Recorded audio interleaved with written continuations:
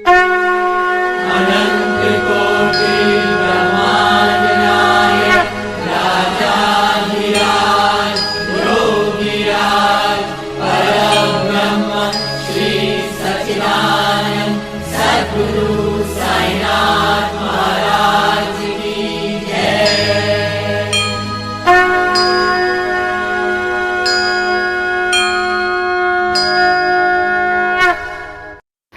ओम श्री साईनाथाय नमः। अध्याय 36। आइए बाबा के आशीर्वाद से प्रारंभ करते हैं। आश्चर्यजनक कथाएं, जिसमें पहली गोवा के दो सज्जन के बारे में कही गई है और दूसरी श्रीमती औरंगाबादकर की कथा है। इस अध्याय में गोवा के दो महानुभवों और श्रीमती औरंगाबादकर की अद्भुत कथाओं का वर्णन है। सर्वप्रथम हम गोवा के दो महानुभव की कथा सुनते हैं। एक समय गोवा से दो महानुभव श्री साईं बाबा के दर्शनार्थ शिरडी आए। उन्होंने आकर उन्हें नमस्कार किया। यद्यपि वे दोनों एक साथ ही आए थे, फिर भी बाबा ने केवल एक व्यक्ति से 15 रुपए की दक्षिणा मांगी, जो उन्हें आदर सहित दे दी गई। दूसरा व्यक्ति भी उन्हें सहर्ष 35 रुपए दक्षिणा देने लगा, तो उन्होंने उसकी दक्षिणा लेना अस्वीकार कर दिया। लोगों को बड़ा आश्चर्य हुआ। उस समय श्यामा भी वहां उपस्थित थे। उन्होंने कहा कि देवा, ये क्या, ये दोनों तो एक साथ ही आए हैं। इनमें से एक की दक्षिणा तो आप स्वीकार करते हैं और दूसरा जो अपनी इच्छा से भेंट दे रहा है उसे अस्वीकार कर रहे हैं। ये भेद क्यों? तब बाबा ने उत्तर दिया कि श्यामा, तुम नादान हो। मैं किसी से कभी कुछ नहीं लेता। यहाँ तो द्वारिका माई ही अपना ऋण मांगती है और इसीलिए दान देने वाला अपना ऋण चुकता कर मुक्त हो जाता है। क्या मेरे कोई घर, संपत्ति या बाल बच्चे हैं जिनके लिए मुझे कोई चिंता हो? मुझे तो किसी वस्तु की आवश्यकता नहीं है। मैं तो सदा स्वतंत्र हूँ। ऋण, शत्रुता तथा हत्या, इन सब का प्रायश्चित अवश्य करना पड़ता है और इनसे किसी प्रकार भी छुटकारा संभव नहीं है। अपने जीवन के पूर्वार्ध में ये महाशय निर्धन थे। इन्होंने ईश्वर से प्रतिज्ञा की कि यदि मुझे नौकरी मिल गई तो मैं 1 माह का वेतन तुम्हें अर्पण करूँगा। इन्हें 15 रुपए माहवार की एक नौकरी मिल गई। फिर उत्तरोत्तर उन्नति होते होते 30, 60, 100, 200 और अंत में 700 रुपए तक मासिक वेतन हो गया। परंतु समृद्धि पाकर ये अपना वचन भूल गए और उसे पूरा न कर सके। अब अपने शुभ कर्मों के ही प्रभाव से इन्हें यहाँ तक पहुँचने का सौभाग्य प्राप्त हुआ है। अतः मैंने इनसे केवल 15 रुपए ही दक्षिणा मांगी, जो इनके पहले माह की पगार थी। दूसरी कथा। समुद्र के किनारे घूमते घूमते मैं एक भव्य महल के पास पहुंचा और उसके दालान में विश्राम करने लगा। उस महल के ब्राह्मण स्वामी ने मेरा यथोचित स्वागत कर मुझे बढ़िया स्वादिष्ट भोज्य पदार्थ खाने को दिए। भोजन के उपरांत उसने मुझे अलमारी के समीप एक स्वच्छ स्थान शयन के लिए बतला दिया और मैं वहीं सो गया। जब मैं प्रगाढ़ निद्रा में था तो उस व्यक्ति ने पत्थर खिसकाकर दीवार में सेंध डाली और उसके द्वारा भीतर घुसकर उसने मेरा खीसा कतर लिया। निद्रा से उठने पर मैंने देखा कि मेरे 30,000 रुपये चुरा लिए गए हैं। मैं बड़ी विपत्ति में पड़ गया और दुखित होकर रोता हुआ बैठ गया। केवल नोट ही चुरा लिए थे, इसीलिए मैंने सोचा कि यह कार्य उस ब्राह्मण के अतिरिक्त और किसी का नहीं है। मुझे खाना पीना कुछ भी अच्छा ना लगा और मैं एक पखवाड़े तक दलान में ही बैठे बैठे चोरी का दुख मनाता रहा। इस प्रकार 15 दिन व्यतीत होने पर रास्ते से जाने वाले एक फकीर ने मुझे दुख से बिलखते देखकर मेरे रोने का कारण पूछा। तब मैंने सब हाल उससे कह सुनाया। उसने मुझसे कहा कि यदि तुम मेरे आदेशानुसार आचरण करोगे तो तुम्हारा चुराया हुआ धन वापस मिल जाएगा। मैं एक फकीर का पता तुम्हें बताए देता हूँ, तुम उसकी शरण में जाओ और उसकी कृपा से तुम्हें तुम्हारा धन पुनः मिल जाएगा। परंतु जब तक तुम्हें अपना धन वापस नहीं मिलता, उस समय तक तुम अपना प्रिय भोजन त्याग दो। मैंने उस फकीर का कहना मान लिया और मेरा चुराया धन मिल गया। तब मैं समुद्र तट पर आया, जहाँ एक जहाज खड़ा था जो यात्रियों से ठसाठस भर चुका था। भाग्यवश वहाँ एक उदार प्रकृति वाले चपरासी की सहायता से मुझे एक स्थान मिल गया। इस प्रकार मैं दूसरे किनारे पर पहुंचा। वहां से मैं रेलगाड़ी में बैठकर मस्जिद माइया पहुंचा। कथा समाप्त होते ही बाबा ने श्यामा से इन अतिथियों को अपने साथ ले जाने और भोजन का प्रबंध करने को कहा। तब श्यामा उन्हें अपने घर लिवा ले गए और उन्हें भोजन कराया।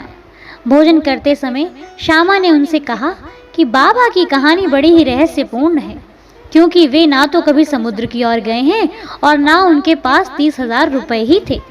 उन्होंने ना कभी कहीं की यात्रा की और ना उनकी कोई रकम ही चुराई गई और ना वापिस आई। फिर श्यामा ने उन लोगों से पूछा कि आप लोगों को कुछ समझ में आया कि इसका अर्थ क्या है? दोनों अतिथियों की घिघियां बंध गईं और उनकी आंखों से आंसुओं की धारा बहने लगी। उन्होंने रोते रोते कहा कि बाबा तो सर्वव्यापी, अनंत और परब्रह्म स्वरूप हैं। जो कथा उन्होंने कही है वह बिल्कुल हमारी ही कहानी है और वह हमारे ऊपर बीत चुकी है। ये महान आश्चर्य है कि उन्हें यह सब कैसे ज्ञात हो गया। भोजन के उपरांत हम इसका पूर्ण विवरण आपको सुनाएंगे। भोजन के पश्चात पान खाते हुए उन्होंने अपनी कथा सुनाना प्रारंभ कर दिया। उनमें से एक कहने लगा, घाट में एक पहाड़ी स्थान पर हमारा निवास स्थान है। मैं अपने जीवन निर्वाह के लिए नौकरी ढूंढने गोवा आया था। तब मैंने भगवान दत्तात्रेय को वचन दिया कि यदि मुझे नौकरी मिल गई तो मैं तुम्हें 1 माह की पगार भेंट चढ़ाऊंगा। उनकी कृपा से मुझे 15 रुपये मासिक की नौकरी मिल गई और जैसा कि बाबा ने कहा उसी प्रकार मेरी उन्नति भी हुई। मैं अपना वचन बिल्कुल भूल गया था। बाबा ने उसकी स्मृति दिलाई और मुझसे 15 रुपये वसूल कर लिए। आप लोग इसे दक्षिणा ना समझें, यह तो एक पुराने ऋण का भुगतान है। दीर्घकाल से भूली हुई प्रतिज्ञा आज पूर्ण हो गई। आइए शिक्षा जानते हैं। यथार्थ में बाबा ने कभी किसी से पैसा नहीं मांगा और ना ही अपने भक्तों को ही मांगने दिया। वे आध्यात्मिक उन्नति में कंचन को बाधक समझते थे। भक्त महालसापति इसके उदाहरण स्वरूप हैं। वे बहुत निर्धन थे और बड़ी कठिनाई से अपना जीवन बिताते थे। बाबा उन्हें कभी पैसा मांगने नहीं देते थे और ना ही वे अपने पास की दक्षिणा में से भी उन्हें कुछ देते थे। एक बार एक दयालु और सहृदय व्यापारी हंसराज ने बाबा की उपस्थिति में ही एक बड़ी रकम महालसापति को दी, परंतु बाबा ने उन्हें उसे अस्वीकार करने को कह दिया। अब दूसरा अतिथि अपनी कहानी सुनाने लगा। मेरे पास एक ब्राह्मण रसोइया था जो गत 35 वर्षों से ईमानदारी से मेरे पास काम करता आया था। बुरी लतों में पड़कर उसका मन पलट गया और उसने मेरे सब रुपए चोरी कर लिए। मेरी अलमारी दीवार में लगी थी और जिस समय हम लोग गहरी नींद में थे उसने पीछे से पत्थर हटाकर मेरे 30,000 रुपये के नोट चुरा लिए। मैं नहीं जानता था कि बाबा को यह ठीक ठीक धन राशि कैसे ज्ञात हो गई। मैं दिन रात रोता और दुखी रहता था। एक दिन जब मैं इसी प्रकार निराश और उदास होकर बरामदे में बैठा था, उसी समय रास्ते से जाने वाले एक फकीर ने मेरी स्थिति जानकर मुझसे इसका कारण पूछा। मैंने उसे सब हाल कह सुनाया। तब उसने बताया कि कोपर गांव तालुके के शिरडी ग्राम में श्री साईं बाबा नाम के एक औलिया रहते हैं। उन्हें वचन दो और अपना रुचिकर भोज्य पदार्थ त्याग मन में कहो कि जब तक मैं तुम्हारा दर्शन न कर लूँगा उस पदार्थ को कदापि ना खाऊंगा। तब मैंने चावल खाना छोड़ दिया और बाबा को वचन दिया कि बाबा, जब तक मुझे तुम्हारे दर्शन नहीं होते तथा मेरी चुराई गई धनराशि नहीं मिलती तब तक मैं चावल ग्रहण नहीं करूँगा। इस प्रकार जब 15 दिन बीत गए तब वह ब्राह्मण स्वयं ही आया और सब धनराशि लौटाकर क्षमा याचना पूर्वक कहने लगा कि मेरी मति ही भ्रष्ट हो गई थी जो मुझसे ऐसा अपराध हुआ है। मैं आपके पैर पड़ता हूँ, मुझे क्षमा करें। इस प्रकार सब ठीक ठाक हो गया।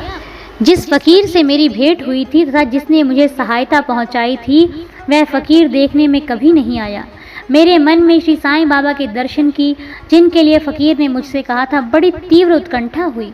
मैंने सोचा कि जो फकीर मेरे घर पर आया था वह साईं बाबा के अतिरिक्त अन्य कोई नहीं हो सकता, जिन्होंने मुझे कृपा कर दर्शन दिए और मेरी इस प्रकार सहायता की। उन्हें 35 रुपये का लालच कैसे हो सकता है? इसके विपरीत वे अहेतुक कृपा करके आध्यात्मिक उन्नति के पथ पर ले जाते हैं।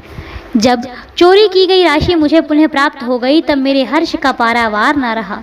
मेरी बुद्धि भ्रमित हो गई और मैं अपना वचन भूल गया। कुलाबा में एक रात्रि को मैंने साईं बाबा को स्वप्न में देखा। तभी मुझे अपनी शिरडी यात्रा के वचन की स्मृति हो आई। मैं गोवा पहुंचा और वहां से एक स्टीमर द्वारा बंबई पहुंचकर शिरडी जाना चाहता था, परंतु जब मैं किनारे पर पहुंचा तो देखा कि स्टीमर खचाखच भर चुका है और उसमें बिल्कुल भी जगह नहीं है। कैप्टन ने तो मुझे चढ़ने ना दिया, किंतु एक अपरिचित चपरासी के कहने पर मुझे स्टीमर में बैठने की अनुमति मिल गई और मैं इस प्रकार बंबई पहुंचा। फिर रेलगाड़ी में बैठकर यहाँ पहुंच गया।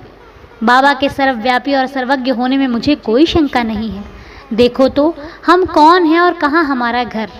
हमारा भाग्य कितना अच्छा है कि बाबा हमारी चुराई गई राशि वापस दिलाकर हमें यहाँ खींच कर लाए। आप शिरडीवासी हम लोगों की अपेक्षा सहस्त्र गुना श्रेष्ठ और भाग्यशाली हैं, जो बाबा के साथ हंसते खेलते मधुर भाषण करते और कई वर्षों से उनके समीप रहते हो। यह आप लोगों के गत जन्मों के शुभ संस्कारों का ही प्रभाव है जो कि बाबा को यहाँ खींच लाया है। श्री साईं ही हमारे लिए दत्त हैं। उन्होंने ही हमसे प्रतिज्ञा कराई तथा जहाज में स्थान दिलाया और हमें यहाँ लाकर अपनी सर्वव्यापकता और सर्वज्ञता का अनुभव कराया। आइए अब दूसरी कथा श्रवण करते हैं, जो कि श्रीमती औरंगाबादकर की है। सोलापुर के सखाराम औरंगाबादकर की पत्नी 27 वर्ष की दीर्घ अवधि में पश्चात भी निसंतान ही थी। उन्होंने संतान प्राप्ति के निमित्त देवी और देवताओं की बहुत मन्नतें की, परंतु फिर भी उनकी मनोकामना सिद्ध न हुई। तब वे सर्वथा निराश होकर अंतिम प्रयत्न करने के विचार से अपने सौतेले पुत्र श्री विश्वनाथ को साथ ले शिरडी आईं और वहां बाबा की सेवा करते हुए 2 माह रुकी। जब भी वे मस्जिद जाती तो बाबा को भक्तगणों से घिरे हुए पाती। उनकी इच्छा बाबा से एकांत में भेंट कर संतान प्राप्ति के लिए प्रार्थना करने की थी, परंतु कोई योग्य अवसर उनके हाथ न लग सका। अंत में उन्होंने श्यामा से कहा कि जब बाबा एकांत में हो तो मेरे लिए प्रार्थना कर देना। श्यामा ने कहा कि बाबा का तो खुला दरबार है, फिर भी यदि तुम्हारी ऐसी ही इच्छा है तो मैं अवश्य प्रयत्न करूंगा, परंतु यश देना तो ईश्वर के हाथ में ही है। भोजन के समय तुम आंगन में नारियल और अगरबत्ती लेकर बैठना, जब मैं संकेत करूं तो खड़ी हो जाना। एक दिन भोजन के उपरांत श्यामा बाबा के गीले हाथ तौलिए से पोंछ रहे थे। तभी बाबा ने उनके गाल पर चिकोटी काट ली। तब श्यामा क्रोधित होकर कहने लगे कि देवा, ये क्या आपके लिए उचित है कि आप इस प्रकार मेरे गाल पर चिकोटी काटें? मुझे ऐसे शरारती देव की बिल्कुल आवश्यकता नहीं जो इस प्रकार का आचरण करे। हम आप पर आश्रित हैं, तब क्या हमारी घनिष्ठता का फल है ये? बाबा ने कहा, अरे तुम तो 72 जन्मों से मेरे साथ हो। मैंने अब तक तुम्हारे साथ ऐसा कभी नहीं किया, फिर अब तुम मेरे स्पर्श को बुरा क्यों मानते हो? श्यामा बोले, मुझे तो ऐसा देव चाहिए जो हमें सदा प्यार करे और नित्य नया नया मिष्ठान खाने को दे। मैं तुमसे किसी प्रकार की इच्छा नहीं रखता और ना मुझे स्वर्ग आदि ही चाहिए। मेरा तो विश्वास सदैव तुम्हारे चरणों में ही जागृत रहे, यही मेरी अभिलाषा है। तब बाबा बोले कि हाँ, सचमुच मैं इसीलिए यहाँ आया हूँ। मैं सदैव तुम्हारा पालन और उदर पोषण करता आया हूँ, इसीलिए मुझे तुमसे अधिक स्नेह है।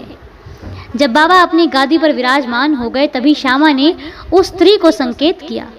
उसने ऊपर आकर बाबा को प्रणाम कर उन्हें नारियल और अगरबत्ती भेंट करी। बाबा ने नारियल हिलाकर देखा तो वह सूखा था और बजता था। बाबा ने श्यामा से कहा कि यह तो हिल रहा है, सुनो ये क्या कहता है। तभी श्यामा ने तुरंत कहा कि ये बाई प्रार्थना करती है कि ठीक इसी प्रकार उनके पेट में भी बच्चा गुड़गुड़ करे, इसीलिए आशीर्वाद सहित ये नारियल इन्हें लौटा दो। तब फिर बाबा बोले, क्या नारियल से भी संतान की उत्पत्ति होती है? लोग कैसे मूर्ख हैं जो इस प्रकार की बातें गढ़ते हैं। श्यामा ने कहा कि मैं आपके वचनों और आशीष की शक्ति से पूर्ण अवगत हूँ और आपके एक शब्द मात्र से ही इस बाई को बच्चों का तांता लग जाएगा। आप तो टाल रहे हैं और आशीर्वाद नहीं दे रहे हैं। इस प्रकार कुछ देर वार्तालाप चलता रहा। बाबा बार बार नारियल फोड़ने को कहते थे, परंतु श्यामा बार बार यही हठ पकड़े हुए थे कि बाबा इसे उस बाई को दे दें। अंत में बाबा ने कह दिया कि इसको पुत्र की प्राप्ति होगी। तब श्यामा ने पूछा कि बाबा कब तक?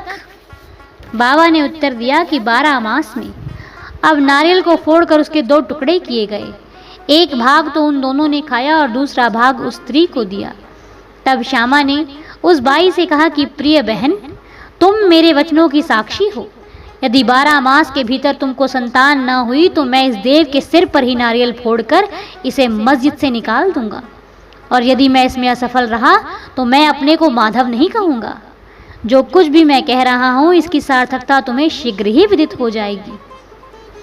1 वर्ष में ही उसे पुत्र रतन की प्राप्ति हुई, और जब बालक 5 मास का हुआ उसे लेकर वह अपने पति सहित बाबा के श्री चरणों में उपस्थित हुई। पति पत्नी दोनों ने उन्हें प्रणाम किया और कृतज्ञ पिता श्रीमान औरंगाबादकर ने 500 रुपये भेंट किए, जो बाबा के घोड़े श्यामकर्ण के लिए छत बनवाने के काम आए। श्री सद्गुरु साईनाथार्पणमस्तु। शुभम भवतु। अध्याय 36 संपूर्ण। ओम श्री साईनाथाय नमः। हमारी साईं चरणों में ये प्रार्थना है कि हे देवा, जैसे आपने श्रीमती औरंगाबादकर को पुत्र रतन की प्राप्ति दी, उनकी झोली में नारियल देकर बहुत सुंदर सा एक पुत्र दिया, ऐसे ही इस अध्याय को सुनने वाली हर बहन को उनकी झोली भरना, उनकी गोद भरना, सब पर रहम करना, दया करना मालिक, सबको खुश रखना। जो इस अध्याय को दिल से सुनेगा उसे अवश्य ही उसके मन चाहे फल की प्राप्ति होगी। ओम साई राम, जय साई राम। ये हमारे साईं भक्तों का विश्वास है। जय जय साई राम।